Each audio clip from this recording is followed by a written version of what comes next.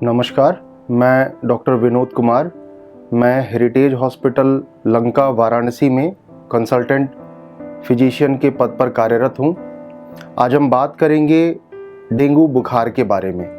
सबसे पहले तो ये जानेंगे कि डेंगू बुखार है क्या। डेंगू एक तरीके का वायरल बुखार है जो मच्छर के काटने से फैलता है।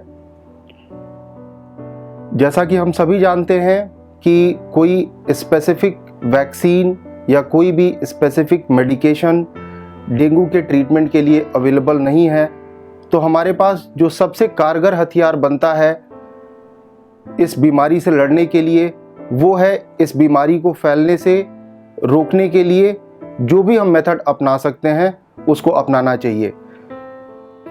कहीं भी घरों के आसपास पानी इकट्ठा नहीं होने देना है, घरों के कूलर में पानी इकट्ठा नहीं होने देना है, बरसात में गड्ढों में नालियों वगैरह में पानी इकट्ठा नहीं होने देना है। अगर पानी इकट्ठा भी हो रहा है तो वहाँ पे जो है कीटनाशक दवाइयों का छिड़काव करना है। अगर इन सभी सावधानियों के बावजूद भी बुखार आता है तो हमें पता होना चाहिए कि डेंगू बुखार के लक्षण क्या हैं। देखिए, डेंगू फीवर जो है बेसिकली इसमें बुखार बहुत ही हाई ग्रेड का होता है। मरीज को कंटिन्यूअस बुखार रहता है, पूरे 24 घंटे बुखार रहता है। जैसा कि मलेरिया बुखार में होता है कि उसमें मरीज को एक स्पेसिफिक टाइम पे बुखार आता है, एक स्पेसिफिक ड्यूरेशन के बाद से बुखार आता है। बट डेंगू में मरीज को लगातार बुखार रहता है। जैसे ही वो पैरासीटामोल का असर खत्म होता है मरीज को फिर से बुखार आने लगते हैं। अब इसमें डेंजर साइंस क्या हैं, ऐसे क्या वार्निंग साइंस हैं जिस पे हमको बहुत विशेष ध्यान देना चाहिए। सबसे पहले तो अगर किसी भी मरीज में लगातार हाई ग्रेड बुखार बना हुआ है वो एक गंभीर बीमारी के लक्षण को दर्शाता है।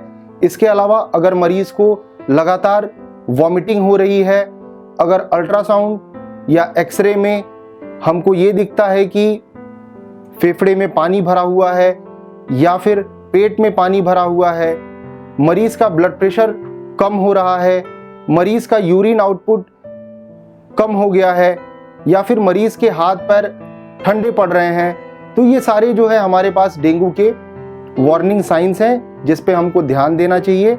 और इस तरीके का कोई भी लक्षण होने पे हमको अपने परामर्श चिकित्सक से संपर्क करना चाहिए और उचित उपचार लेना चाहिए।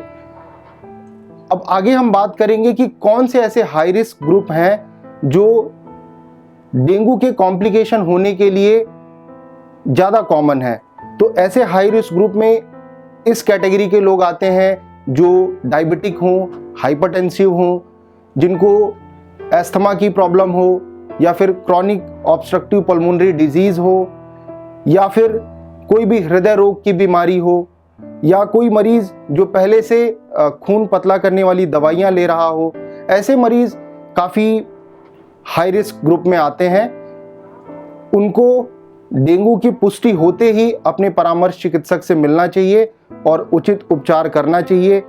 हम अपने यहाँ हेरिटेज अस्पताल में गंभीर से गंभीर डेंगू के मरीजों का इलाज कर रहे हैं, चाहे वो मरीज़ डेंगू हीमोरेजिक फीवर के साथ प्रेजेंट कर रहे हों या डेंगू शॉक सिंड्रोम के साथ प्रेजेंट कर रहे हों। सभी मरीजों का हमारे क्रिटिकल केयर टीम के द्वारा, हमारे फिजिशियंस के द्वारा, हम सब मिल करके एक टीम वर्क की तरह काफ़ी अच्छे से मरीज को जितना बेहतर उपचार प्रदान कर सकते हैं उतना बेहतर उपचार प्रदान कर रहे हैं और इससे मरीजों को काफ़ी फ़ायदा हो रहा है।